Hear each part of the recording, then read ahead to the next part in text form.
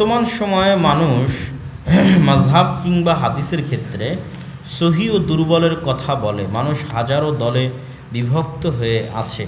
এই হাজারো দলের মানুষদের এক কাতারে নিয়ে আসার জন্য আমাদের পদক্ষেপ কি হওয়া উচিত?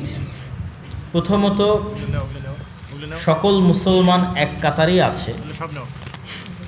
90% মুসলমান এক কাতারেই আছে। কেননা 90% মুসলমানের 90% আমল এবং আকিদা এক।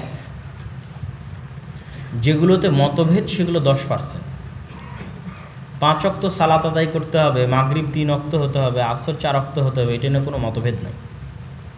ঠিক আছে, উজু করতে হবে, এটা নিয়ে কোনো মতভেদ নাই। রমজান মাসে 30 দিন সিয়াম পালন করতে হবে, এটা নিয়ে কোনো মতভেদ নাই। জাকাত দিতে হবে, কি পরিমাণ হলে জাকাত দিতে হবে, এটা নিয়ে কোনো মতভেদ নাই। 90% আমল নিয়ে কোনো মতভেদ নেই। মতভেদ আছে 10%। সুতরাং 10%-এর উপর ফোকাস দিয়ে যদি আপনি বলেন মুসলমানেরা আলাদা, এটা ভুল কথা।